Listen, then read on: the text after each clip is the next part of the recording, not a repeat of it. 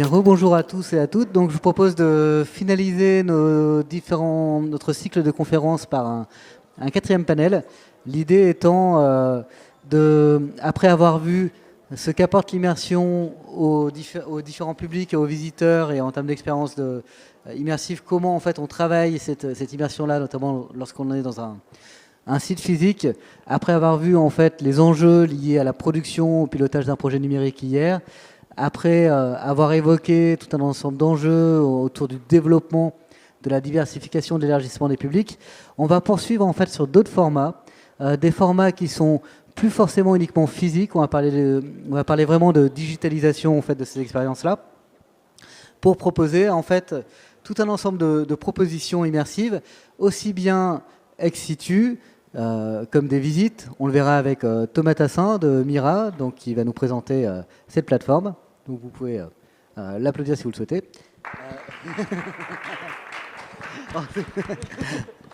Que si vous le souhaitez. Vincent Gutmann, donc de Small, qui viendra présenter aussi, qui reviendra sur un projet notamment multiplayer autour de Gaudi, et qui présentera les activités de Small. Maud Clavier, qui présentera les activités de Vroom, notamment sur la dématérialisation des projets, enfin des événements culturels. Ici. Et puis, la thématique l'obligeant, on a aussi un intervenant à distance, donc Olivier Mocco, que vous voyez en petite vignette sur votre écran, qui, lui, reviendra sur tout un ensemble de projets, notamment autour du jeu vidéo. Jeu vidéo, en fait, qu'il a notamment travaillé avec, par exemple, la Cité des Sciences, ou avec notamment le Centre Pompidou. Donc, on en reparlera. Donc, différentes formes, finalement, d'immersion, différentes formes, en fait, de dispositifs, pour pouvoir, en fait, finalement, créer hors les murs, pousser les murs des institutions culturelles pour aller vers d'autres propositions. Et ce que je vous propose tout de suite, c'est d'écouter, donc, comme on l'a fait dans les autres panels, d'abord faire un petit tour de table, 5 minutes d'intervention par intervenant et intervenante, et ensuite, après, initier une discussion avec ces dernières. Donc, Thomas, je te propose de commencer. Bonjour à toutes et à tous. Bonjour à toutes et à tous. On m'entend pas? On m'entend? Ouais, ok. Tu veux lancer le teaser?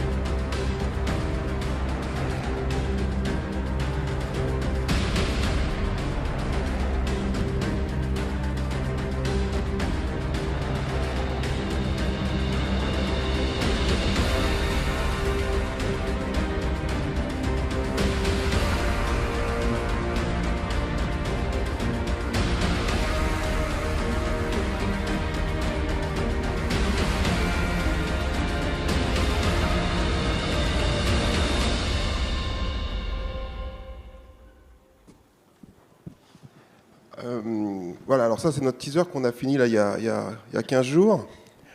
Les images qui sont tournées sont les images du monde, donc c'est vraiment comme ça. Et là l'idée peut-être c'est en 5 minutes, c'est de vous dire un peu ce qu'on fait et surtout quelles sont les opportunités, quelles questions on se pose nous. Donc ce qu'on fait c'est un monde, on appelle ça un monde virtuel, mais en réalité c'est des expériences, une suite d'expériences hyper réalistes et qui sont particulièrement bien adaptées à la culture. À la culture, pourquoi? Parce qu'on va pouvoir s'approcher et ressentir des choses au patrimoine, d'aller voir des statues, des peintures, et d'être vraiment en réalité avec ces éléments-là. Donc ça, c'est notre postulat de départ. Ensuite, la question qu'on se pose, c'est que si on fait une visite virtuelle comme on l'a fait dans la vraie vie, en réalité, on n'a pas réglé le problème d'aller chercher d'autres publics. C'est pas parce qu'on met un casque ou parce qu'on est sur un ordinateur qu'on va aller chercher d'autres publics. Ça suffit pas comme proposition pour attirer les plus jeunes et pour proposer quelque chose dans la culture. Alors là, ce qu'on voit, c'est nous, on a une envie de démocratisation de la culture. Ce qui est un peu compliqué, c'est que quand on va au musée, on va aussi chercher un statut social. On va chercher le fait, on dit je suis allé au musée, et ça c'est pas mal aussi. Donc, comment est-ce qu'on fait pour démocratiser la culture sans tomber dans quelque chose de trop populaire où on perd ce côté-là de je suis allé au musée. Voilà. Où est la frontière entre la culture et le divertissement? Et dans ce que vous avez vu, on essaye de chercher cette frontière-là. C'est-à-dire de se dire, si on fait exactement la même chose, qu'on met un château en réalité virtuelle et qu'on va se promener dedans, en fait, on n'a pas gagné grand-chose. On a gagné peut-être un peu d'accès, et encore, on n'y est pas encore à l'accès, mais on n'a pas gagné la promesse de dire à quelqu'un de 20 ans, tu vas avoir envie d'y aller, il va se passer quelque chose d'intéressant pour toi. Moi, ça me fait penser, par exemple, je prends juste un exemple, au château de Versailles, vous en penserez ce que vous voulez, mais quand j'avais des filles un peu plus jeunes, au château de Versailles, c'est compliqué, il y a des peintures, on s'ennuie un peu, quoi. Au bout d'un moment, j'avais ma petite fille sur le dos, la galerie des glaces, c'est pas rigolo. Puis il y a eu l'exposition, à un moment, ils ont fait des mix avec... nous, c'était à l'époque, c'était Jeff Koons. Bon, c'est un peu kitsch dans Versailles, mais en réalité, on se retrouvait à avoir des homards suspendus, et tout d'un coup, mes filles, elles ont fait cette visite avec beaucoup de plaisir. Et du coup, elles ont vu Versailles, elles ont vu les peintures. Est-ce que c'est bien, est-ce que c'est pas bien? Moi, j'ai l'impression que là, on va chercher d'autres publics. Et donc, la question de comment est-ce que le jeu vidéo peut s'interfacer avec la culture, c'est comment est-ce qu'on va faire pour amener des choses qui sont par essence un peu élitistes à d'autres publics sans tomber dans un parc d'attractions. Voilà. C'est ça qu'on essaye de résoudre, c'est passionnant.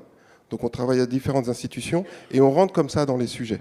On rentre pas du tout sur est-ce que ça... En fait, nous, tout le côté réaliste, interaction, UX, UI, tout ça, on sait faire.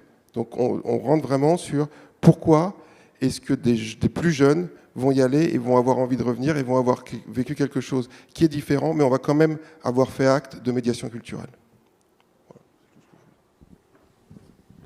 Merci. Alors, est-ce que tu peux nous en dire un peu plus quand même sur la plateforme? Donc, qu'est-ce qu'on y trouve, qui y travaille et auprès de quel public vous vous adressez en fait? Alors, la plateforme, l'histoire, c'est que ça fait 6 ans qu'on la développe, donc bien avant que tout le monde parle du métaverse, il y a 1 an, moi j'ai commencé, donc Gaspard Giroux, le fondateur, a fait ça il y a 6 ans, et puis moi je l'ai rencontré il y a 2 ans, et la rencontre était assez étonnante, parce que je réfléchissais après le Covid j'avais discuté avec différents acteurs de la culture qui me disaient, on a quand même ce sujet là de Covid, les grèves, tout ça, on n'y arrive plus, il faut qu'on trouve des solutions pour faire un peu des choses hors les murs, et se prémunir de ces problèmes-là qui vont continuer à arriver. Donc je regardais un peu autour de moi, j'ai fait pas mal d'expériences, et à un moment je rencontre Gaspard, et là je mets le casque et je me retrouve au Guggenheim avec 2 personnes américaines, et je discute avec elles, et on a visité le Guggenheim ensemble. Ça a duré 20 minutes, et en fait à la fin on était devenus copains. Et c'était très ludique. Il y avait une œuvre d'Anish Kapoor qu'on pouvait activer, désactiver, et là je me suis dit, il se passe quelque chose. Donc le monde, la base de la proposition du monde, c'est ça. Et depuis, on est 30 personnes, donc ça fait maintenant 6 ans que c'est créé. On a pas mal de partenariats dans la culture, on va sortir des projets qu'on interconnecte. L'idée, c'est que si on fait un projet tout seul, au bout d'un moment, il a une durée de vie très...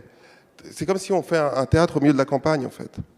Ça marche, c'est un peu plus compliqué. Si on est dans une ville, il se trouve qu'il y a une programmation culturelle. Et qu'en plus, cette programmation culturelle, il n'y a pas que de la culture, il y a aussi des magasins et d'autres choses. Donc nous, on est dans une logique de dire, il faut que les différentes expériences, qu'on construise une synergie autour de ça, et ça, on le fait par la carte.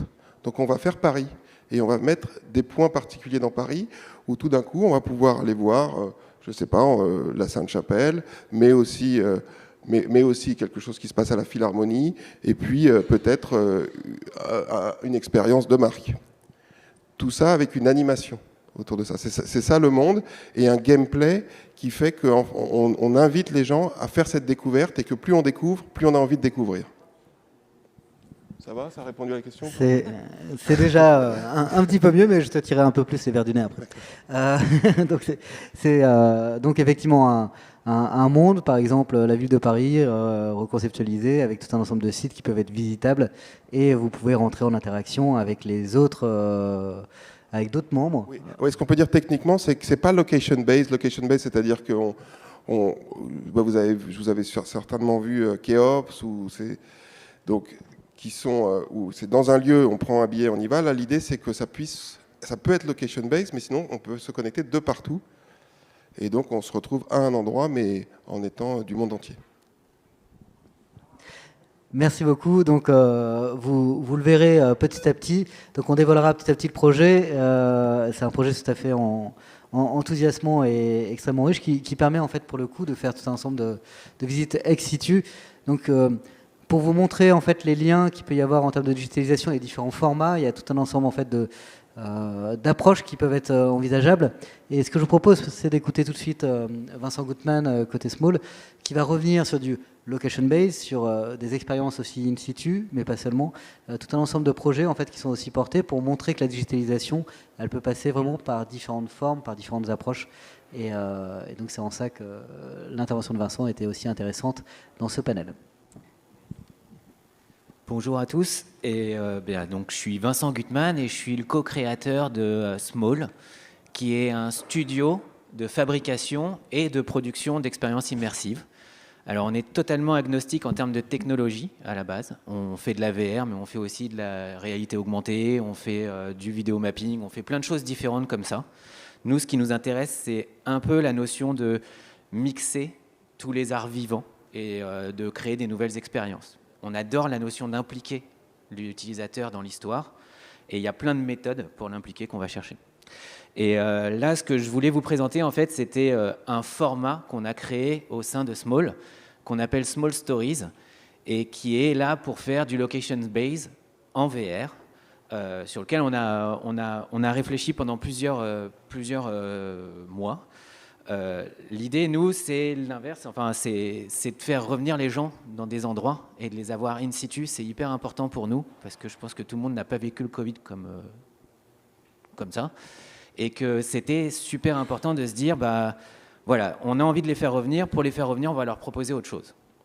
Donc, on a créé un format VR, LBE, et cette idée de format VR, LBE, en fait, c'est un dispositif extrêmement simple, hyper léger, qu'on installe en 1 heure, n'importe où. Il nous faut à peu près entre 40 et 100 mètres carrés. Et on va faire passer 6 à 15 personnes en même temps dans de la VR collective. Alors, pourquoi de la VR collective? Il y a plusieurs raisons à ça. La VR collective, pour nous, c'est super important parce qu'en fait, on a envie que les gens ils se parlent, on a envie qu'ils y réagissent ensemble et qu'ils ne soient pas tout seuls. Il y a cet aspect social qu'on retrouve dans le métaverse ou dans d'autres endroits. Nous, on a envie aussi qu'ils se parlent. Et puis après, un groupe de 6, c'est souvent un groupe de potes ou c'est une famille. Donc il y a un peu le modèle économique derrière de l'escape game. Et il y a un peu cette façon de voir les choses. Et quand on fait de la VR collective avec 6 personnes, on a fait plein de tests. Et que s'ils se connaissent, bah, ils parlent tout le temps, ils se marrent et ils découvrent des choses, ils vont apprendre des choses, ça c'est quand même pas mal, et en même temps ils vont s'amuser. Donc on a réfléchi à un dispositif en fait extrêmement simple. On a 6 casques, on a un serveur, un réseau Wi-Fi sans Internet, aucun tracker externe, aucun système de tracking externe de quoi que ce soit, et on met ces 6 personnes dans une pièce de 50 mètres carrés et on va leur raconter une histoire qui va de 10 minutes à 25 minutes. Et de là, on a monté un modèle d'exploitation avec prix du ticketing, avec les droits d'exploitation et ainsi de suite. Et là, c'est un modèle, si vous voulez, l'idée est de, plutôt que de réfléchir en disant une expérience immersive, un dispositif, bah nous, on a créé un dispositif, et bah maintenant, on va créer du contenu à l'intérieur de ce dispositif. Et on va utiliser toujours le même dispositif, et on va créer plein de contenus différents, quitte à faire de la série, quitte à faire plein de choses. Alors, on a développé différents contenus pour l'instant. On a développé une expérience qui s'appelle Gaudi, avec Gédéon en coproduction. Ce qu'on va raconter, c'est donc modèle 6 personnes en même temps, et on va raconter plus le personnage, on va aller rentrer dans sa tête, on va voir comment il travaillait, parce qu'il était complètement fou et assez dingue à voir. On va aller dans son atelier, on va comprendre comment il travaillait et on va pouvoir le voir. On a monté un autre projet qui s'appelle Call Me Calamity, autour de l'histoire de Calamity Jane.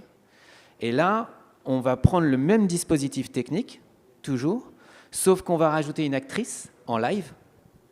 Et cette actrice en live va s'adresser à 15 personnes en même temps devant elle. Et ce qu'elle va faire, c'est qu'elle va changer les décors, changer de costume, elle va pouvoir prendre à partie les gens, elle va pouvoir discuter avec eux et elle va pouvoir rentrer en interaction avec eux. Ça, tous ces dispositifs-là, tout ça là-dedans, en fait, vous avez une autre expérience dans le même genre que Gaudi qui s'appelle Moi Fauve. Et Moi Fauve, c'est une expérience qui est tirée d'un livre qui s'appelle Croire aux Fauves, qui est une expérience autour du monde animiste et d'une anthropologue française qui vivait au Kamtchatka et qui étudiait le peuple évène et qui a été attaqué par un ours et qui raconte dans son livre sa reconstruction aussi bien interne que physique. Et elle nous parle un peu du monde évène. Et du coup, c'est assez intéressant parce qu'on va emmener les gens dans une expérience qui est intimiste au début et puis qui va montrer qu'en fait, tout le monde animal, le monde végétal, le monde minéral et ainsi de suite est interconnecté. Et par conséquent, quand il va y avoir une sorte d'ouverture vers une forêt et les gens vont se rendre compte qu'en fait, ils ne sont pas seuls, ils sont avec leurs amis et qu'ils sont connectés tous entre eux. Donc, ils vont vivre des expériences comme ça collectives. Et ce que je voulais vous montrer en fait dedans, c'est que c'est une expérience et ce dispositif-là, en fait, il est fait pour que les 6 personnes se voient tous, puissent communiquer entre elles. Elles ont tous un avatar complet qu'on va designer selon les expériences, évidemment. Et elles vont pouvoir, du coup, participer à tout ça. Là, ça, c'est le dispositif dans lequel ils rentrent. C'est 3 petits flycases, c'est 6 casques VR. Alors, évidemment, c'est un peu plus si on en met 15. Et rien d'autre. Un serveur, une petite Surface Pro et un réseau Wi-Fi. Pour une idée, par exemple, là, on était mardi à Glasgow et on présentait le prototype au World Congress of Science and Factual Producers. Donc, c'est un congrès pour tous les producteurs de documentaires. Et on leur a présenté ça et on a fait passer 180 personnes en une journée, un peu plus d'une journée, en fait, presque une journée et demie. 180 personnes en VR sur 50 mètres carrés. Donc en fait, quand vous faites les ratios du nombre de mètres carrés et du nombre de personnes qui passent, on est sur un ratio qui est assez intéressant en nombre de personnes. Sachant que c'est extrêmement simple à multiplier en fait. Vous prenez 50 mètres carrés et puis vous en multipliez et puis vous faites 3 slots de 50 mètres carrés. Ça, ce sont mes partenaires dans la société.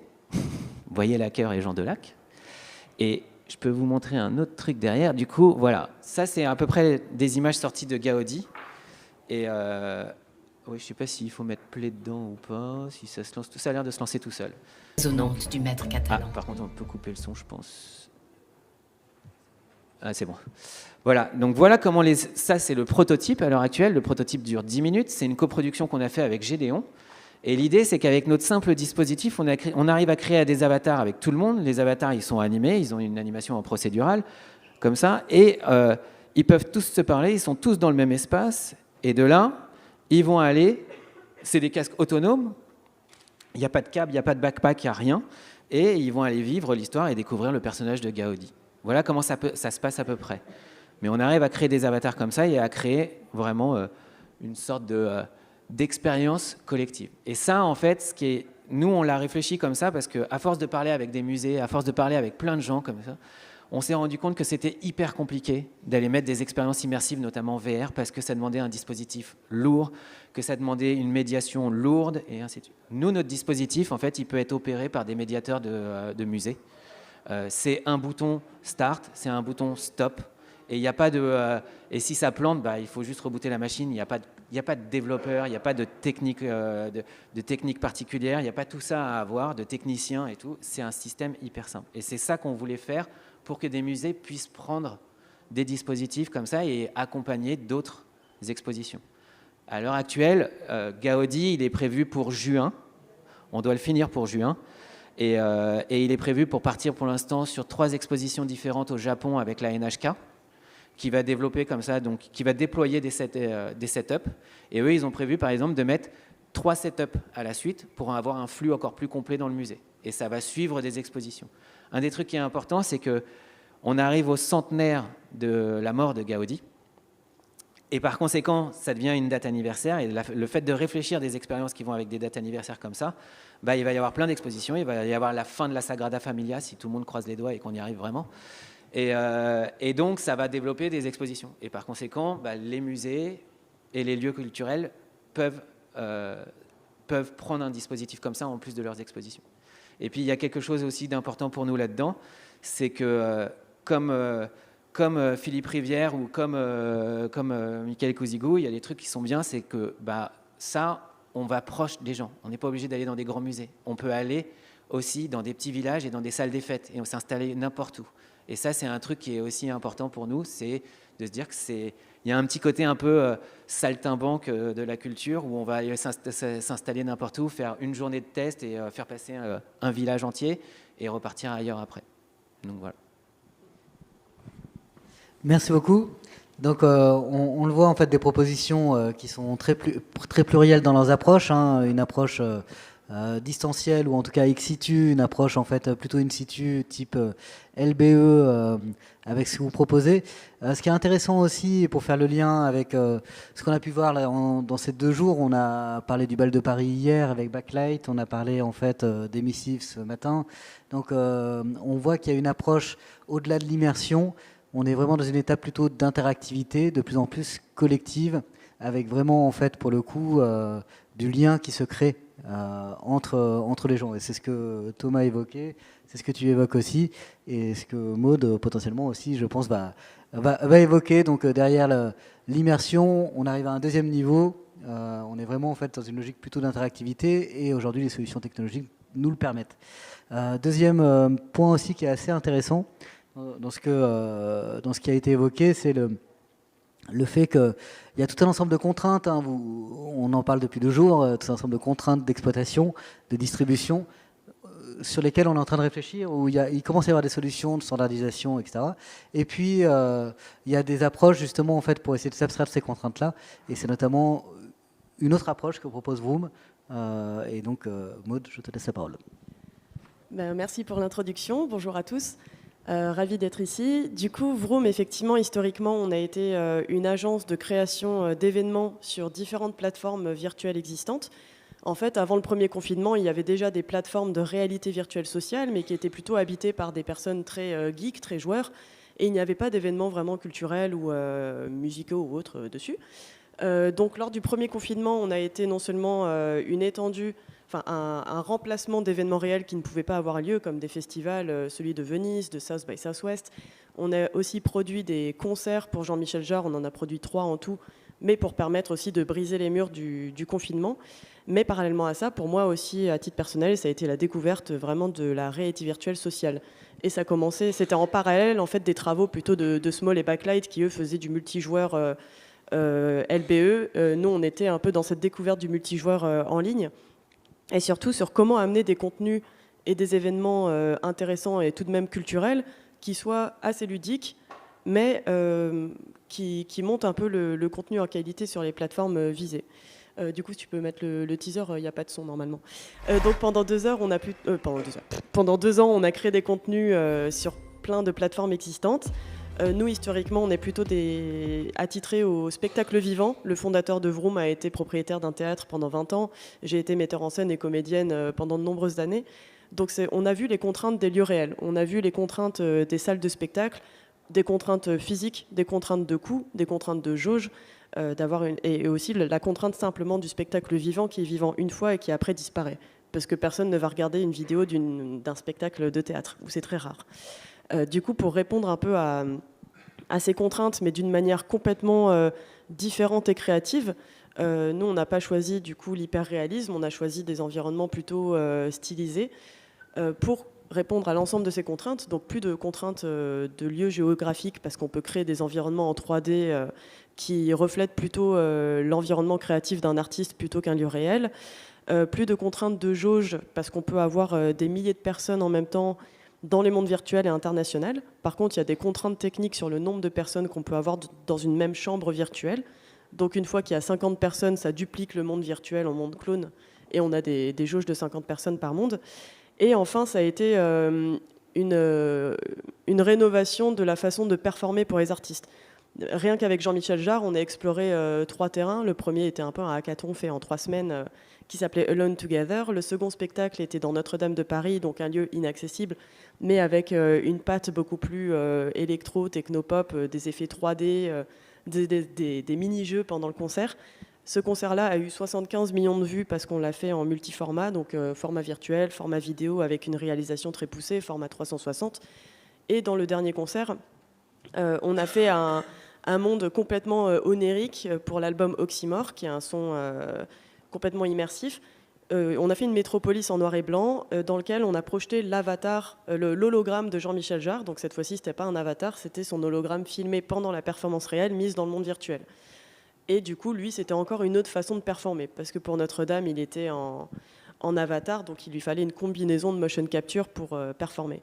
Et en fait, tous ces nouveaux formats de spectacles hybrides sont intéressants à explorer aussi d'un point de vue culturel. On a déjà fait des expériences muséales en amenant des œuvres qui avaient été scannées en 360 dans les mondes virtuels, mais dans des mondes complètement oniriques, qui n'ont pas la forme d'un musée, qui n'ont pas le visage d'un musée, qui sont plus gamifiés, et ça permettait à des publics plus jeunes de découvrir ces œuvres. J'ai eu aussi des très beaux témoignages quand on a fait Venise, le festival de Venise, dans une plateforme qui s'appelle VRChat, parce que les personnes qui allaient dans cette plateforme étaient des jeunes qui zonaient, on va dire, dans des mondes en 3D. Je pense que tous ceux qui ont des enfants et des ados ici voient les ados aller sur Fortnite après les cours et continuer leur vie sous forme d'avatar dans des mondes virtuels, donc ça se fait beaucoup.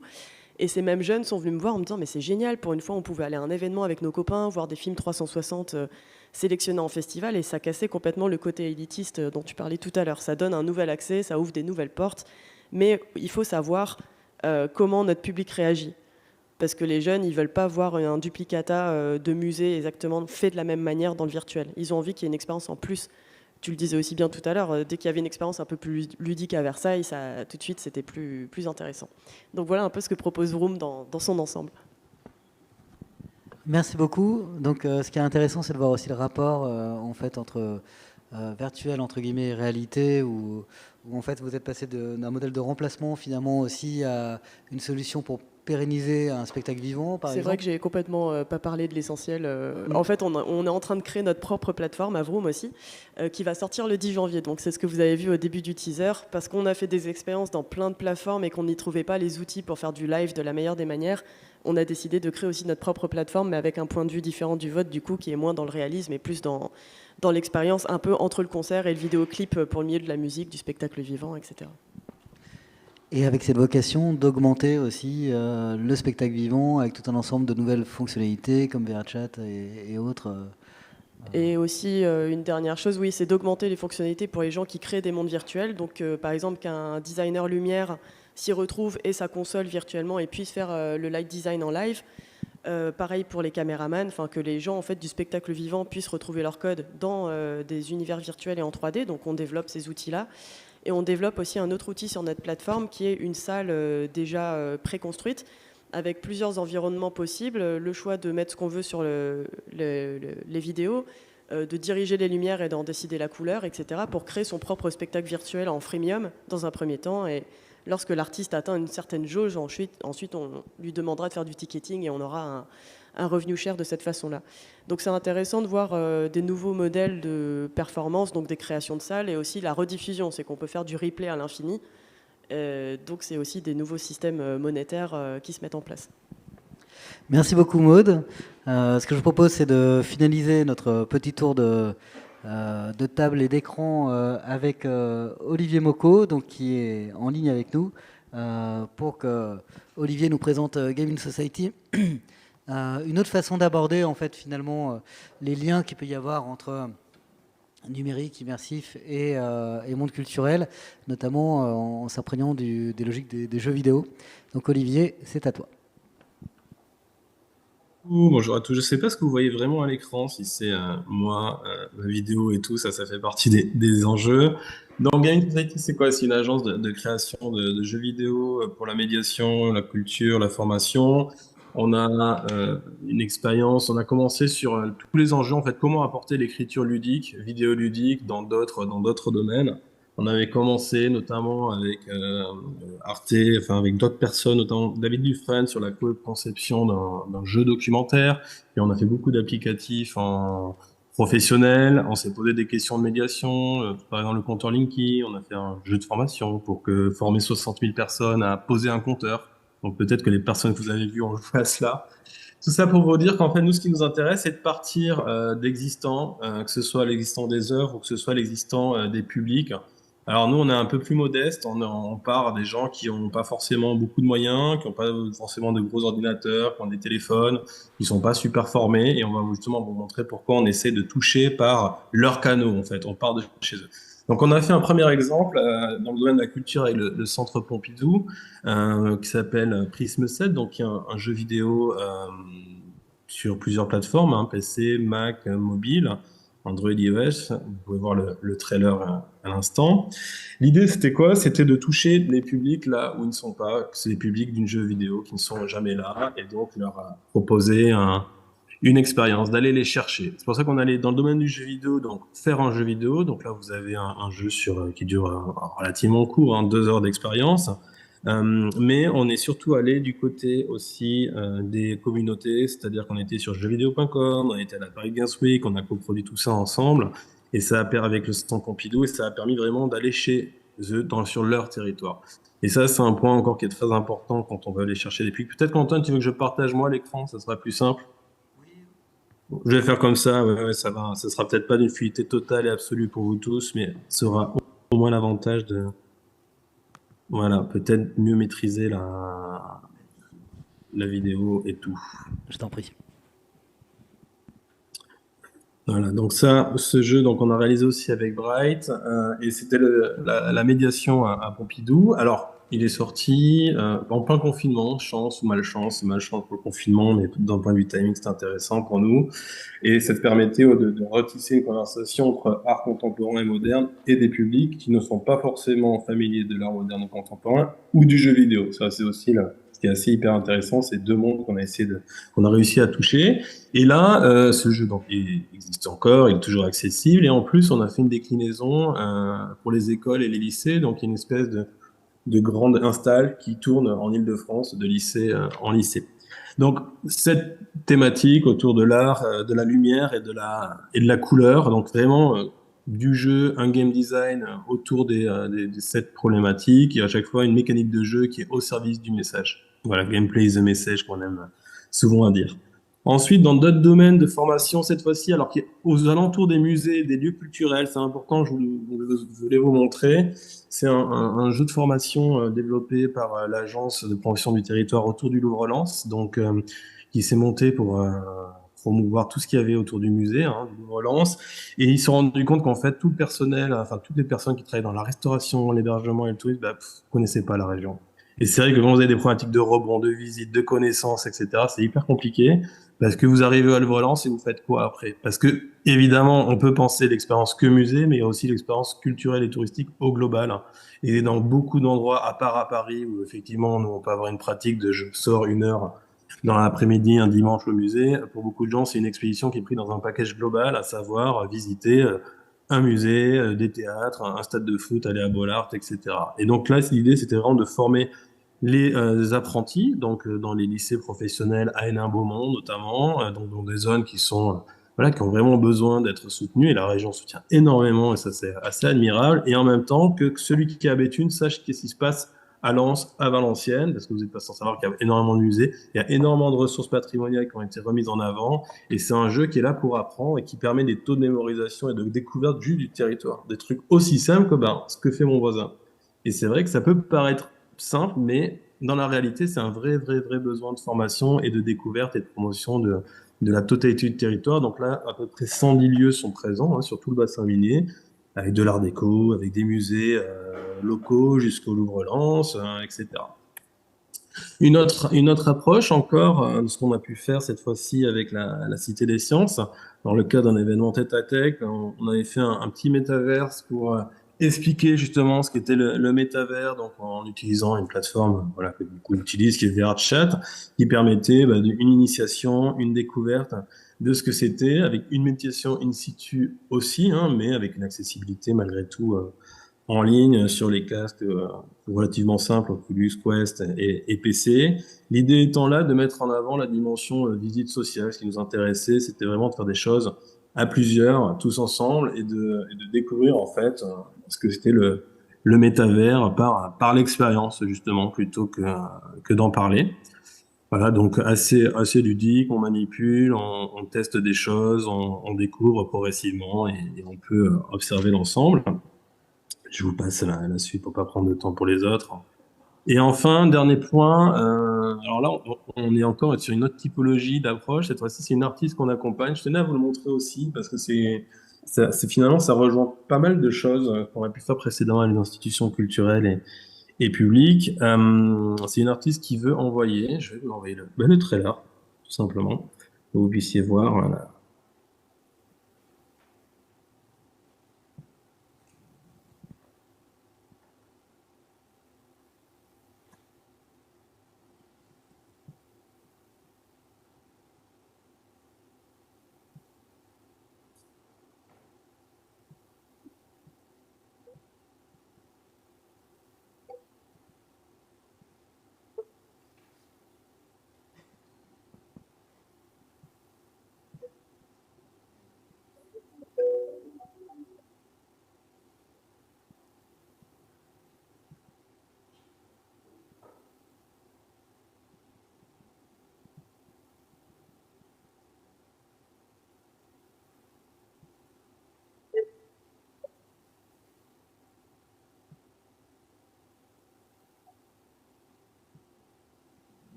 Donc, voilà, l'idée, Lior Ballon, depuis une dizaine d'années, travaille à Vitae, qui est un projet de sculpture monumentale. Par exemple, fait la sculpture des Braves sur la plage du débarquement. Elle a plusieurs installations comme celle-là. Et là, elle souhaite envoyer cette sculpture sur la Lune. Vitae, qui est une espèce de célébration de l'humanité qui va se retrouver ensemble à ce moment-là, avec 1 million de mains handprint qui se sont posées sur la sculpture, hein, de petites mains couturières jusqu'à des prix Nobel encore, et des artistes, par exemple, le collectif des étoiles chinois encore à poser sa main avant-hier. Donc là, on est plutôt dans l'art en train de se faire.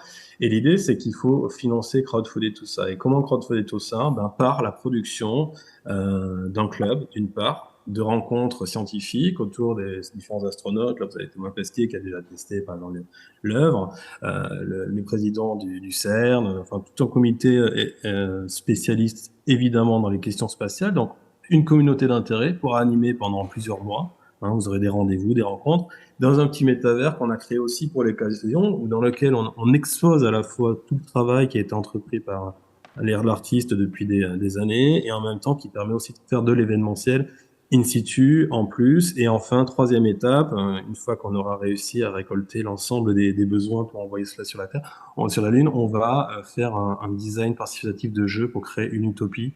Justement, qu'est-ce que c'est qu'un jardin d'Éden? Et donc, pour poser les questions d'un futur et d'une autre humanité. Donc on est vraiment dans une continuité éditoriale, dans une communauté et dans du gaming et des technos issus du gaming au service d'un propos. Et je pense que c'est ça qui est intéressant. On part de l'intérêt de chacun et on essaie de le mettre en forme différemment avec nos différents moyens. Eh bien, merci beaucoup, Olivier. Alors, pour que ça soit plus agréable pour toi, je vais te montrer l'audience. Ah, super. Ah, mais il fait beau chez vous, c'est bien. Oui.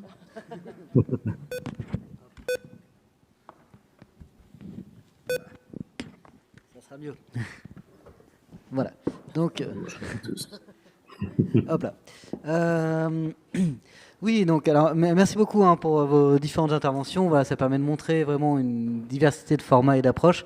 Notamment, en fait, ce qui semble particulièrement intéressant, c'est de voir la façon dont vous avez traité la mise en lien en fait de vos communautés. Comment en fait vous créez du lien social, comment vous créez de l'interactivité. Tout Thomas, est-ce que tu peux nous en dire un petit peu plus sur la façon dont vous avez pensé Mira pour que dans ce monde que vous avez recréé, à la fois entre Paris et New York, vous développez des modalités d'échange, quelles sont les fonctionnalités que vous avez mis en place pour favoriser en fait l'échange entre participants et entre visiteurs de ce monde-là, quoi. Alors, donc, nous, on n'est pas encore ouvert, donc je vais pas raconter ce qu'on va faire, pas ce qu'on a fait. L'idée, c'est, pour le dire simplement, d'abord, les gens, on peut l'installer dans des lieux, donc on peut avoir des accès. Là, on est en train de discuter avec différents lieux pour qu'il y ait un accès à leur expérience, mais aussi à d'autres. Donc on va avoir une connexion entre expériences. Je suis dans tel endroit et je vais faire quelque chose et puis après je vais aller ailleurs. Et puis il y a des accès aussi de chez soi si on est équipé. Nous on parie sur un équipement qui va arriver, mais qui n'est pas encore là. Et pour ça, c'est donc la problématique de l'accès. Il y a le casque et puis après on a aussi des accès qui sont possibles sur téléphone portable ou sur ordinateur, donc comme dans un jeu vidéo. Et un autre type d'accès qui est sur une application mobile. L'application mobile où on ne va pas être dans une logique de je bouge dans le monde, mais on va avoir des informations sur ce qui se passe dans le monde, les actualités, et puis aussi c'est là qu'on va contribuer. Et ensuite, on fait 2 niveaux de gameplay. Un niveau qui est le monde qui est en train de se construire. On a une première communauté qu'on appelle les créateurs. Les créateurs, c'est les gens qui vont faire différentes expériences. Typiquement, là, on est en train de discuter avec un groupe, un collectif. Ça fait 6 ans qui travaillent sur le Titanic. Ils ont fait le Titanic en 3D.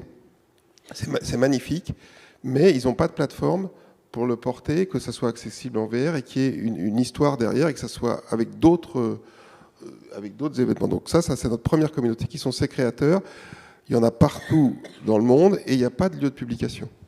Donc la première chose, c'est avoir ces créateurs qui publient, ça permet d'avoir une actualité. Et donc, notre deuxième communauté, c'est les utilisateurs, évidemment. Les utilisateurs, je disais, 2 niveaux de gameplay. Un qui est le monde qui est en train de se construire et eux qui vont partir à la découverte de voir différentes choses et en fonction de ce qu'ils réussissent à voir dans chaque expérience, ils vont accéder à d'autres niveaux. Typiquement, on peut imaginer que dans le Titanic, il y a une partie gratuite, une partie qui est payante, et puis une partie qu'on ne peut débloquer que si on a résolu certaines énigmes ou si on a fait un jeu collaboratif. Donc on travaille là-dessus. Puis si j'ai réussi le Titanic, peut-être que ça va me permettre d'aller voir autre chose ou de gagner des points et d'accéder à d'autres communautés. Et ces personnes-là aussi vont voter pour savoir quelle va être la prochaine création. Typiquement, on peut faire des concours où on dit, on va créer, tiens, le musée d'Orsay qui voudrait faire quelque chose. Qui veut faire le musée d'Orsay ?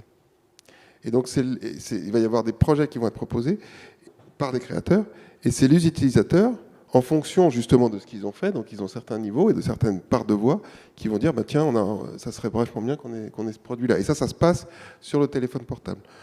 Sans être dans le monde, c'est-à-dire que c'est juste, tiens, il y a 5 projets, cliquez pour celui que vous voulez, mais ça permet d'avoir une adhésion au monde dans la durée. Parce que la question, l'effet waouh, on y arrive très bien, c'est assez simple, et ensuite, c'est pourquoi est-ce qu'on y revient et pourquoi est-ce qu'on va travailler sur cette découverte-là.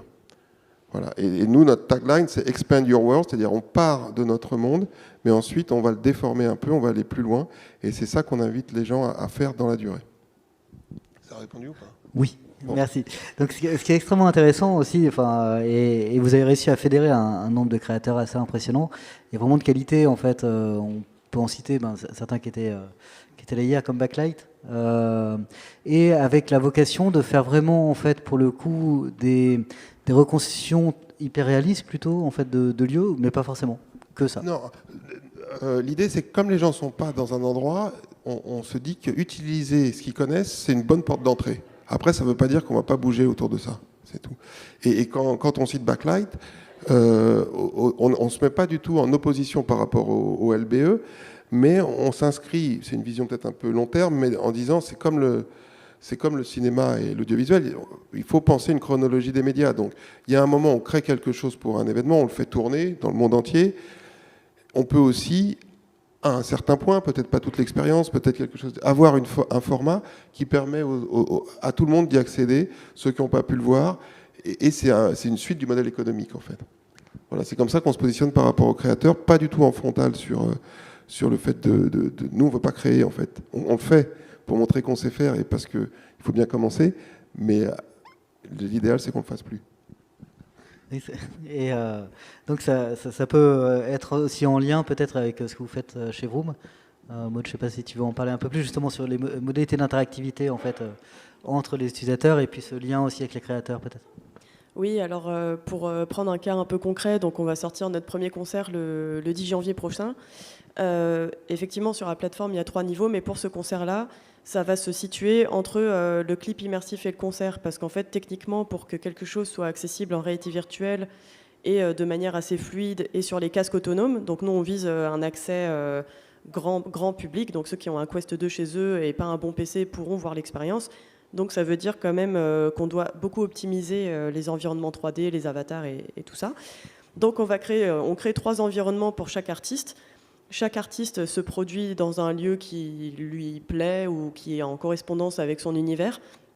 Et dans cet univers 3D, il déambule avec donc son public. Il y aura une trentaine d'avatars dans chaque monde virtuel. L'artiste est dupliqué partout, mais l'artiste sera en présence avec 30 personnes en train de déambuler, jouer son concert devant ces 30 avatars, lui-même équipé d'un casque de réalité virtuelle. Donc nous, l'interaction, on la voit aussi, le public, donc forcément on peut interagir de façon vocale, etc. Mais on crée beaucoup de mini-jeux dans nos expériences, parce qu'aujourd'hui on voit que ça marche bien. Le fait d'attraper des objets, de se passer des objets, d'avoir des objets qui permettent certaines hallucinations, d'enclencher des effets. Et dans nos spectacles hybrides, on continue aussi là-dessus, où entre une salle de spectacle réelle et une salle de spectacle virtuelle, qui a un environnement différent, mais les gens du réel peuvent voir des écrans avec les avatars et activer des effets pour les avatars et vice-versa.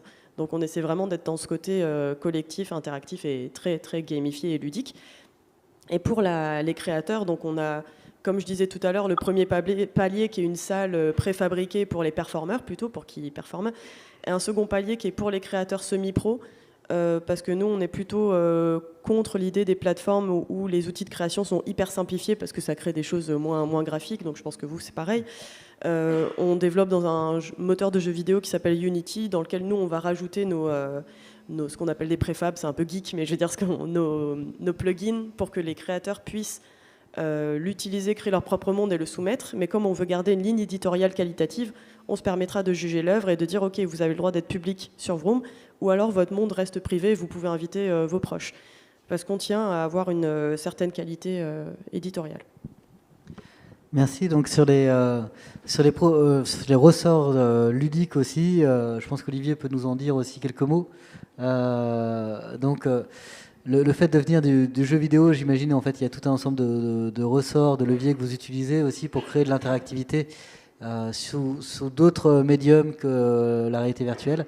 Est-ce que tu peux nous en dire un petit peu plus peut-être là-dessus ? Oui, moi je pars toujours du principe qu'en fait, un des dispositifs les plus immersifs qui existent, on le voit dans le métro, hein, c'est un bouquin. C'est pas une question de techno en fait, c'est une question de mécanique, d'engagement et de mécanique d'écriture. C'est pour ça que quand nous on fait du game design multi-support, qu'on mette beaucoup de polygones ou pas, à la limite c'est pas très grave parce qu'on peut aussi s'amuser avec des jeux de cartes. Donc ça c'est un premier point et c'est très important parce qu'en fait il faut décorer la technique et le visuel. Le visuel c'est une composante, il y a aussi l'audio qui est importante et on a des acteurs ici spécialisés là-dedans. Je pense que c'est vraiment sur ce que l'on fait en fait. C'est une disposition de manipulation le jeu. On manipule quelque chose et on manipule soit contre un système, soit contre des gens ou avec, hein, bien entendu. Et c'est pour ça que quand on pense toujours par qu'est-ce qu'on va y faire en fait, pas ce que l'on montre. Ce que l'on montre, de toute façon, ça sera jamais aussi bien que la réalité, ou alors on part dans d'autres imaginaires, et ça, c'est le jeu vidéo, la 3D temps réel permet énormément de choses là-dessus. Donc ça, c'est pour ça que le ludique, mais le ludique, c'est aussi, ça produit du social, et c'est ça qui est très important, c'est on peut faire un jeu, mais on peut aussi faire et c'est la tendance du gaming, c'est as a service, c'est-à-dire on fait un espace dans lequel on va se retrouver, on va se rencontrer, c'est certainement un des points du métaverse, d'essayer de créer cet espace social-là, mais il faut pas oublier que c'est autour d'un jeu fort. Voilà, si Fortnite a 170 millions d'utilisateurs, c'est pas parce que c'est en 3D, c'est parce que le jeu est bien, qu'il y a une énorme communauté qui a été construite, qui a été fabriquée de toutes pièces, qui a été allée chercher. Je vous parle de Pugby, je vous parle de ces très gros métaverses, Minecraft aussi, le jeu est excellent. Donc, c'est le content. Quand on dit, nous, c'est le content is king parce que c'est le contenu qui fait la suite.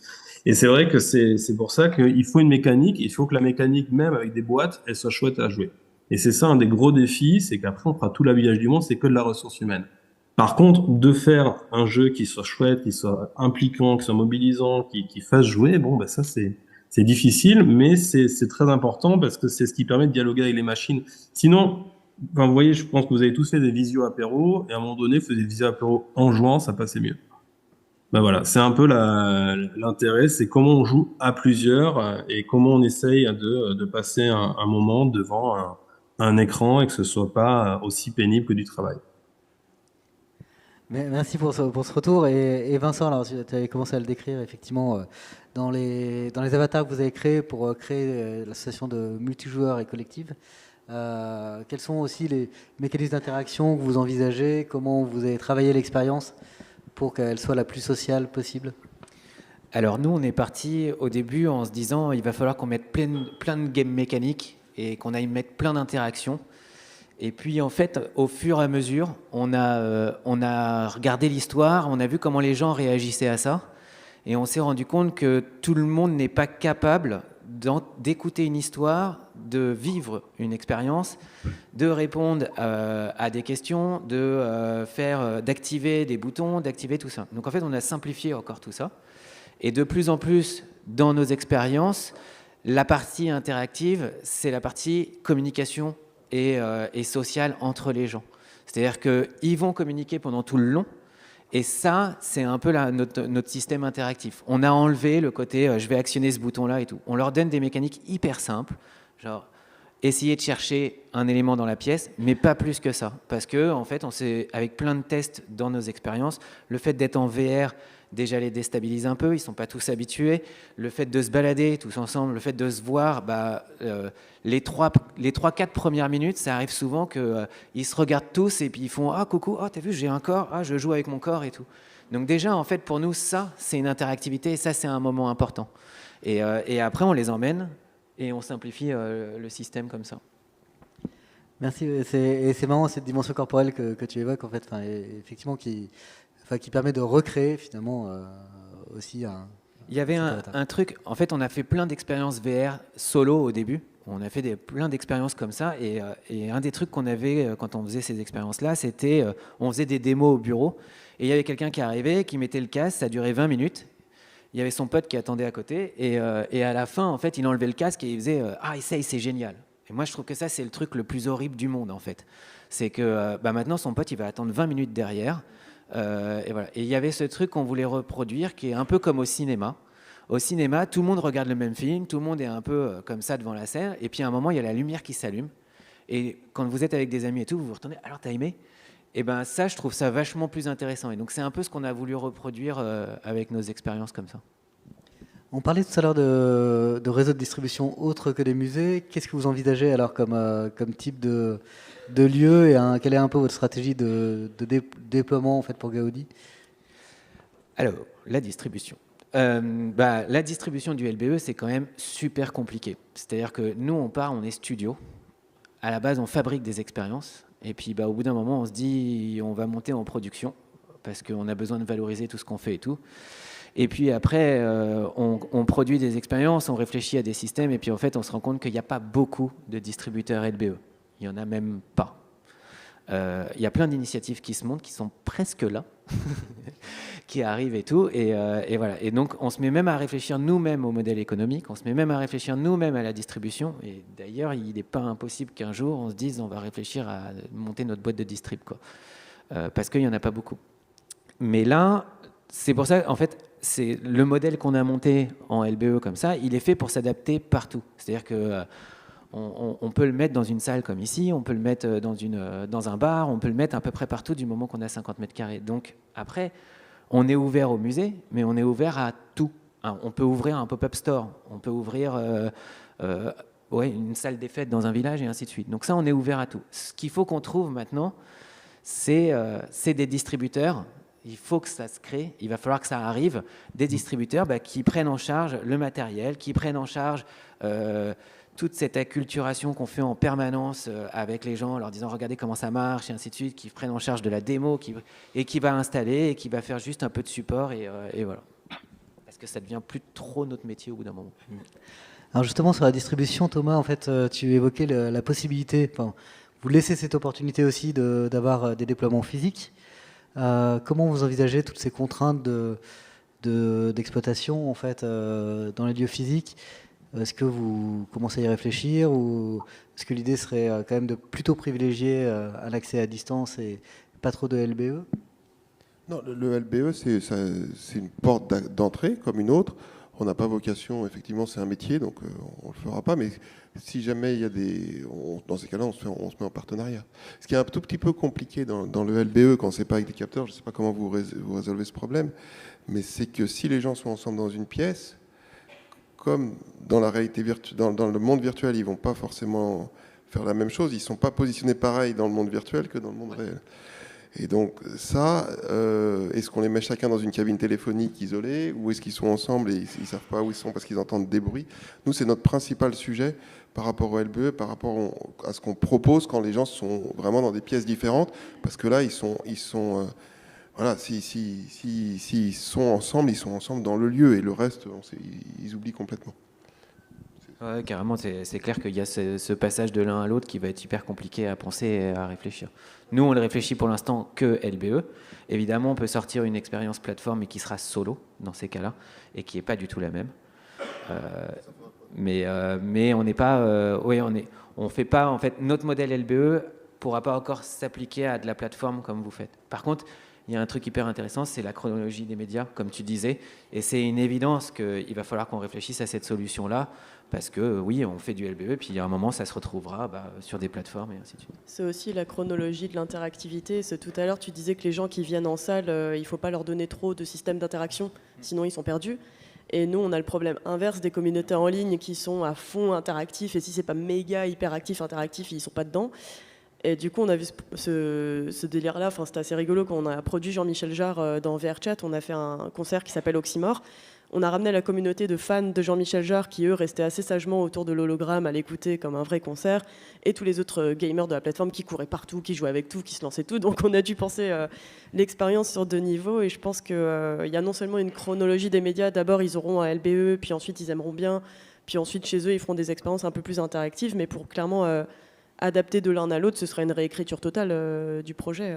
Si jamais un jour ça se passe comme ça, qu'il y a une expérience qui soit à la fois LBE et en ligne, ce sera du taf. Ouais, je pense qu'il y a une grosse réécriture. Et Olivier, justement, alors sur la distribution en fait, des différents jeux que vous avez produits, comment ça se passe? Ouais, non, c'est un vrai enjeu et on se rend compte que de toute façon, il y a des piliers de transmission à activer, que ce soit le territoire, les acteurs, les canaux classiques, hein, de relations presse jusqu'à des points relais d'hommes sur le terrain pour aller toucher les publics. Alors surtout quand c'est sur des jeux avec des publics cibles, hein, ça peut être les lycées, les collèges, les cinémas, les théâtres. En tout cas, il y a des endroits qui existent et il faut certainement capitaliser là-dessus. Très clairement. Après, vous avez aussi ce qu'il y a en ligne, et ça, c'est le travail d'édition. Et je crois que ce qui manque radicalement, c'est le publishing, en fait. Ce que le jeu vidéo a réussi à structurer, et finance d'ailleurs, hein, c'est de l'édition, mais parce que derrière, ça vend. Et ça, c'est un autre sujet, parfois, qui commence à évoluer avec le location base, où on accepte de payer. Mais aujourd'hui, depuis la mort des Montparnasse Éditions et des CD-ROM à la FNAC culturelle, les gens n'achètent plus de contenu en ligne. Et ça, c'est un vrai sujet sur la viabilité de tout ça. Donc, il y a un canal de distribution, il y a d'autres formes de valorisation qui existent, que ce soit... Alors après, vous avez tout ce qui est Play to Earn, etc., qui permet aussi de financer le tout, mais qui suppose un gros travail. Grosso modo, il faut au moins mettre autant en communication, et voire un peu plus maintenant en gestion de communauté, en agrégation de public, qu'en production de contenu, parce que le marketing est hyper important et c'est très très compliqué. Et dans le jeu vidéo, c'est structuré, il y a des canaux, mais dans des domaines tels que le nôtre actuellement, c'est beaucoup plus difficile. Donc, quels sont les points de vente? Nous, on n'avait pas vraiment réfléchi. Est-ce qu'on vendait le jeu en manette à la fin dans les stores du musée Pompidou? Sauf que qui gère les stores, qui gère les manettes, qui gère ceci, qui gère cela? Rien que ça, il y a des problématiques d'emboîtement de tout ça qui fait que c'est très compliqué c'est pas les mêmes canaux de production en fait. Et en discutant pas mal avec la Tech Gallery, on se rend compte est-ce que le musée ne doit pas devenir une plateforme de production de contenu? Très bien, mais est-ce que c'est aussi un éditeur et un vendeur de contenu et donc travailler avec des diffuseurs? Et je crois que ça c'est un vrai challenge et on le voit pour le location-based de VR, on le voit pour le gaming, et on voit aussi les problématiques de machines. Très clairement, nous, on a toujours fait le parti pris de prendre la machine la plus low-tech possible, hein, le PC de monsieur et madame Michu. Pourquoi? Parce que on peut pas avoir une politique de démocratisation à la culture s'il y a un filtre technique, en fait. Donc ça marche sur les téléphones, ça marche là-dessus.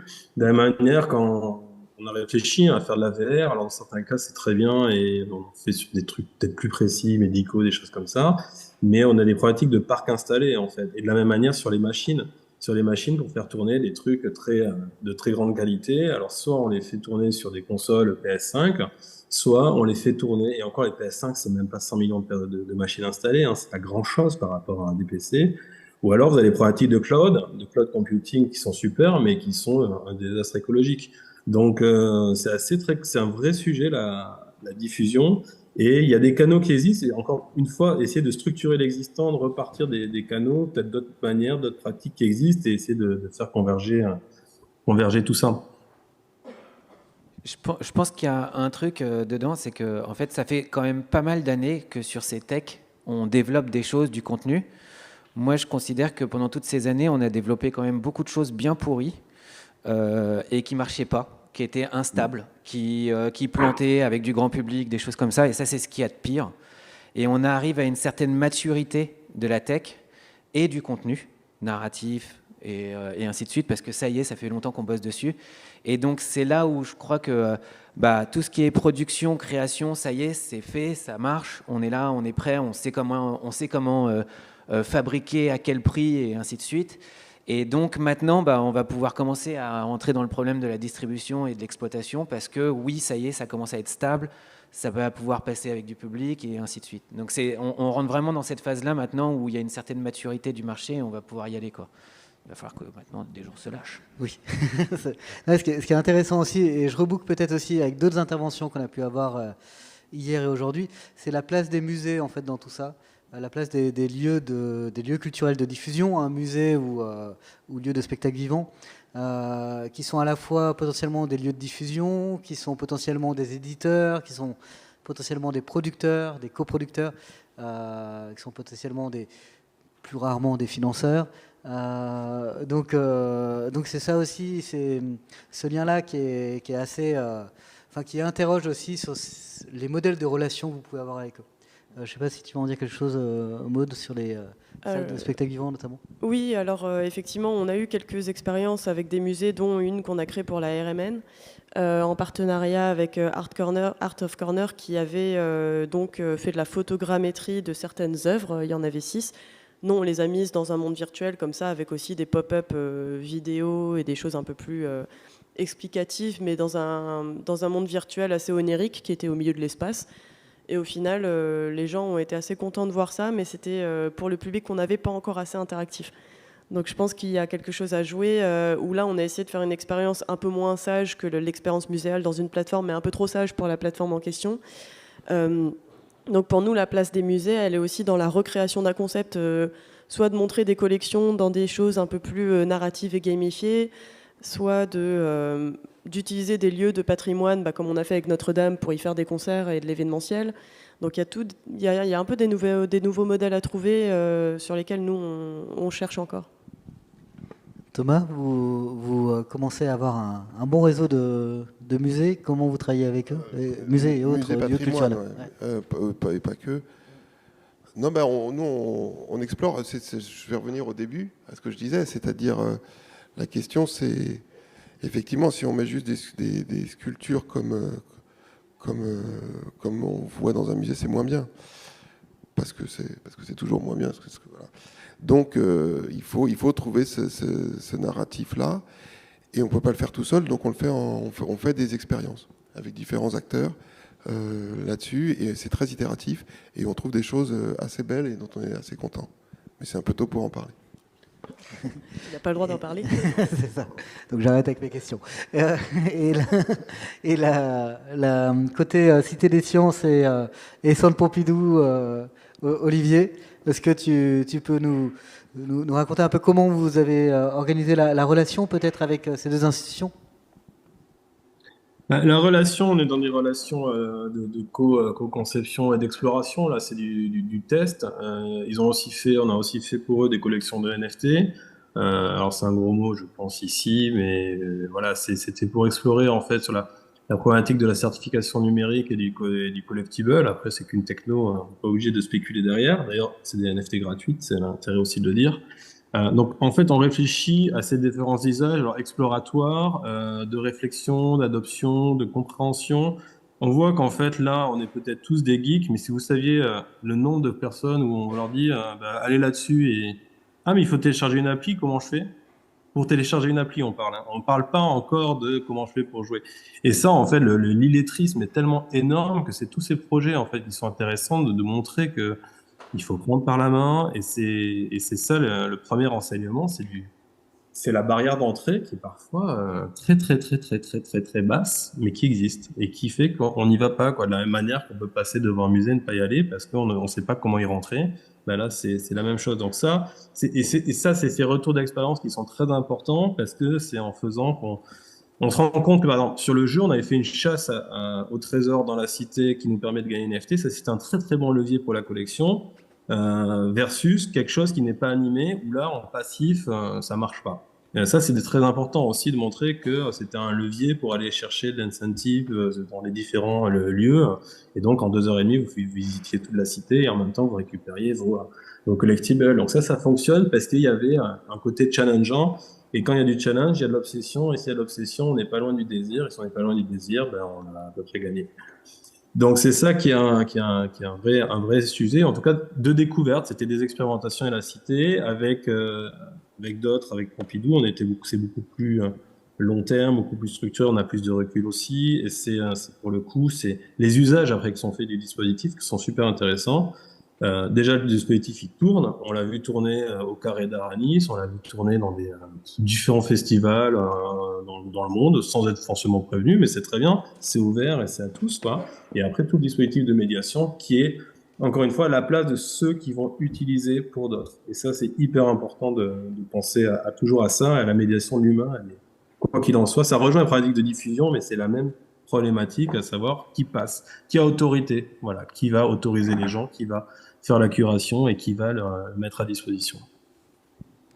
Merci. Donc, thématique sur la médiation assez importante. Vincent, je ne sais pas si... Ouais, moi, il va y avoir forcément une bonne étape là maintenant au sein des musées ou au sein de tous ces lieux de formation et de recrutement de nouvelles personnes, des médiateurs qui savent faire des nouvelles choses, mais il va y avoir les directeurs techniques qui ont appris à gérer de la lumière ou à gérer des choses comme ça. Il va falloir qu'ils apprennent à gérer d'autres choses.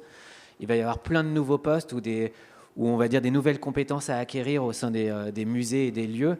Il va y avoir cette notion de... faut comprendre un truc, c'est qu'en fait, fabriquer des expériences comme ça, nous, on les fabrique vachement en amont. Et donc, il va y avoir cette notion de coproduction ou cette notion de financement en amont, chose où ils réfléchissent. On travaille, on a des spectacles, on a un spectacle qui va à Chaillot, par exemple. On a des choses comme ça sur lesquelles on travaille. Et c'est vrai qu'ils ont encore cette réflexion très spectacle vivant, c'est-à-dire que dans leur coup, ils arrivent au moment de la diffusion. Et nous, on a besoin en fait de fabriquer bien avant. Au moment de la diffusion, tout est fait, on appuie sur un bouton et ça marche, quoi. Donc c'est plus là qu'on a des coûts, c'est avant qu'on a des coûts. Et ça, il va falloir qu'il y ait une vraie réflexion au sein des musées. Alors il y a tous les plans de relance 2030, PIA 4 et ainsi de suite. Au-delà de dire il faut numériser, il va falloir aller former et recruter des nouveaux profils et y aller. Donc un véritable enjeu de formation, on en a pas mal parlé effectivement au cours de ces 2 journées. Est-ce que vous avez des questions côté public avant que j'aborde peut-être une question peut-être que vous auriez, mais j'attends de voir. Donc s'il n'y a pas de réaction, je propose une question sur le modèle économique, forcément. Ça arrive souvent vers la fin. Donc, est-ce que vous voulez en parler, peut-être, Maud ? Oui, pourquoi pas. Alors, je vais parler plutôt du modèle économique sur notre plateforme parce que c'était difficile sur les plateformes des autres. Donc, on aura des modèles économiques assez similaires à l'événementiel réel. Donc, c'est la vente de tickets, c'est la vente de merchandising immersif, donc des vêtements pour les avatars, des objets, des choses comme ça, et le placement de produits / le placement de marques ou de sponsors dans les mondes virtuels événementialisés. Parce qu'on croit que des mondes attitrés à des marques, c'est pas terrible, mais une marque qui fait sens dans une expérience, c'est assez chouette. Une fois, on a placé une voiture Volkswagen dans le festival South by Southwest. On pouvait monter dans la Volkswagen et voler dans le ciel, dans le monde virtuel. Donc ça crée une connexion à la marque qui est assez chouette. Mais on ne veut pas non plus devenir trop publicitaire. Donc c'est trouver le bon compromis entre avoir quelques marques qui sponsorisent l'événement. Ça arrive beaucoup, surtout dans le milieu de la musique, parce que les labels ne payent pas les expériences virtuelles. Donc ça va être une marque ou deux, mais trouver le bon moyen de les intégrer. Mais surtout, voilà, la vente de tickets, ça va être le revenu principal. D'accord, donc oui, finalement, un modèle de financement assez proche du spectacle vivant et d'autres propositions culturelles. Voilà, on est créatif sur certains points, pas sur d'autres. Ouais. Thomas, alors, je ne sais pas si tu utiliseras ton joker, mais si tu en... Ah non, non. Si tu veux en parler j'ai déjà utilisé mon joker. Donc c'est bon. Alors, on t'écoute. Non, nous, donc il y a ce thème qui est un peu récurrent, qu'on n'arrive pas à craquer, qui est l'économie des créateurs, qui est de dire c'est bien d'arriver à rémunérer les gens qui font, les gens qui produisent. Et comme on est une plateforme pour les créateurs, nous on se positionne en B2B2C avec l'idée de dire, en gros, je prends un exemple très simple, l'institution va demander à un créateur de faire quelque chose, potentiellement le payer une prestation pour ça. En fonction de ce qui a été payé pour cette prestation, il va y avoir un revenu sharing établi entre le créateur, la plateforme et l'institution. Et c'est l'institution qui définit son modèle économique. Ce que je disais tout à l'heure, c'était, je reprends le musée d'Orsay comme ça, il décide de faire payer l'entrée ou pas. Nous, on donne les outils pour qu'on puisse avoir une modélisation, en payer l'entrée, acheter des choses, qu'il y ait de la transaction à l'intérieur. Et ensuite, on utilise toute la technologie blockchain spécifiquement pour ça, plus que pour la spéculation, de dire on va implémenter notre répartition de revenus entre tous les gens qui ont contribué à ce projet. Voilà. C'est ça le modèle. Après, qu'est-ce qu'on fait payer? Justement, on peut être très créatif là-dessus en fonction des expériences. Mais ce qui est important, c'est ce modèle de distribution, de répartition des revenus. D'accord, merci. Alors juste peut-être une toute petite définition de la blockchain. Je ne sais pas si tout le monde est familier forcément avec cette terme. C'est pas la blockchain en fait. C'est l'idée de dire aujourd'hui, on peut tracer au moment où il y a un achat ou une transaction les différentes parties prenantes, la chaîne de droit, et qui fait qu'instantanément, on va aller rémunérer tous les acteurs qui ont contribué à cette expérience et à cette œuvre, et ce dans la durée. Donc c'est la gestion des droits d'auteur, et c'est le fait que si je suis un créateur et que je mets quelque chose sur la plateforme, en collaboration avec d'autres, et ben quand il se passe quelque chose, je reçois quelque chose au regard ce qu'on appelle le smart contract, donc le contrat qu'on a fait ensemble et qui est inscrit dans le dur, mais c'est automatique. Voilà. Merci. Donc oui, effectivement, c'est pas mal un meilleur suivi, une meilleure traçabilité. Sur vos modèles, Olivier et Vincent, est-ce que vous voulez en dire quelques mots? Oui. Mais il y a plusieurs modèles, du modèle commande publique jusqu'au modèle commercial. Donc ça, c'est assez vague.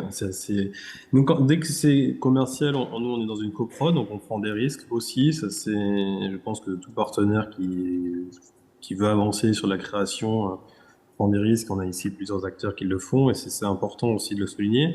Après, sur les modèles, c'est très compliqué parce que effectivement, il y a la blockchain. Je pense que c'est plutôt une session de droits commerciaux que de droits patrimoniaux. D'ailleurs, c'est ce que souvent les gens se font un petit peu avoir là-dessus, mais c'est important sur la fluidité du marché et qu'est-ce que l'on vend. Mais ça suppose des mécaniques, ça suppose de réfléchir à des mécaniques de jeu qui incitent à de la production, etc. Donc les modèles sont très très variés. Nous, voilà. En parallèle de ça, on travaille surtout à la production de formats et notamment à de l'internationalisation et comment arriver à réfléchir à localiser, à penser d'autres marchés en fait. Et c'est un travail de réflexion qu'on a entrepris avec la Fabrique des formats notamment sur comment on utilise une structuration économique, d'acteurs, techniques, parce que là on est tous un peu en ordre dispersé, c'est bien aussi à un moment donné de donc, mutualiser les coûts, de standardiser peut-être des formats, des process, des techniques de captation, des techniques, tout ça, et qui permettrait aussi de baisser l'ensemble. Je pense qu'il y a une volonté, il y a un besoin de standardisation très forte pour justement à la fois diffuser sur plusieurs modèles, dans plusieurs lieux, sur plusieurs plateformes, sur des canaux qui sont un peu structurés, parce qu'en fait, la difficulté, c'est que là, aujourd'hui, sur les modèles économiques, on produit le contenu, mais on produit pas la diffusion, quoi. Et donc ça, c'est un vrai sujet, et c'est des coûts trop faibles, en tout cas trop importants, et pas assez pris en compte, quoi. Donc les modèles économiques sont plus... Après, tout ce qui est pour nous, la société, ce qui marche et ce qui est important, c'est un des leviers importants, c'est la formation, encore une fois, faire des jeux de formation, éduquer, voilà, c'est des marchés qui existent et qui sont là et qui peuvent être aussi à la frontière de la communication, de la médiation, et il faut prendre aussi l'existant tel qu'il est, quoi. Le marché français est un marché de la formation qui est soutenu, qui est structuré, qui est obligatoire et qui permet de permettre à des structures ensuite de financer des projets plus artistiques. Oui, alors c'est sur le financement même de la production, nous, c'est encore un système où on a du mal à faire monter de l'argent privé, j'avoue.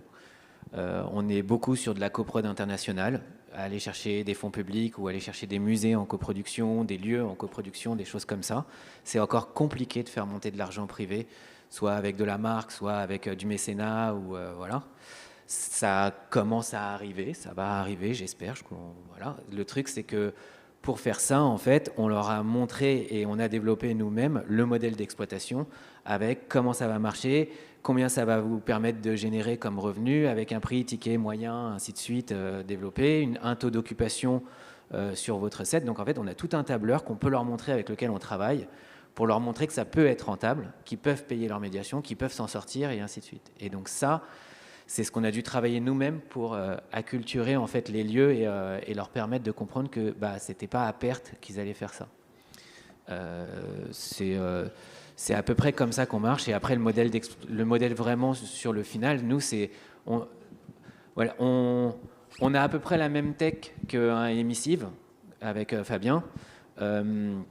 Au passage, en fait, si vous prenez Backlight, Albion, Inner Space, Emissive, Novelab et nous, on a fait un consortium de studios, une association de studios, et c'est justement ce qui nous permet de partager de la R&D, de partager des briques comme ça, de partager des ressources humaines, et par conséquent aussi de descendre nos coûts de fabrication, d'arrêter de réinventer la roue en permanence et ainsi de suite, de réfléchir la tech ensemble.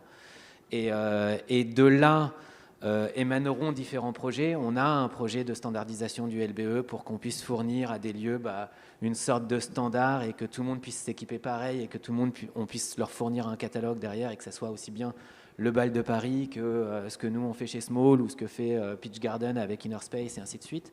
Ça, on le réfléchit au sein des studios.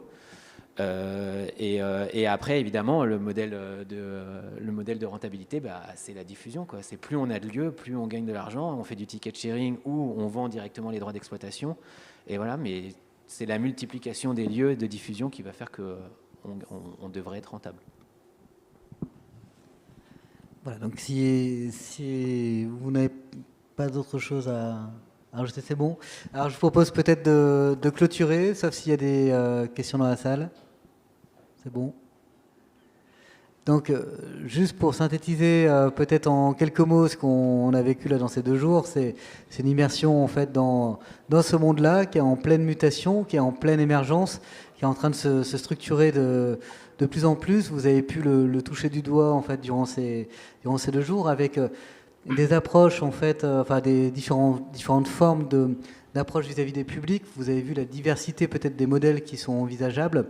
Que ce soit en termes de format technique, VR, exposition grand format, itinérance, expérience dans des musées.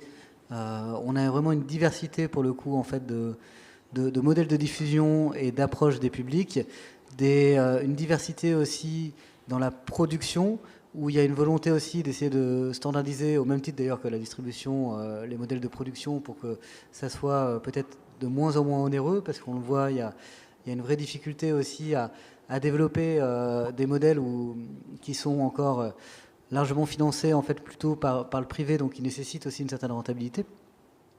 Donc il y a cette volonté en fait, d'essayer de standardiser un peu les approches, de créer de la transversalité, de développer de nouvelles compétences avec des enjeux de formation aussi extrêmement forts.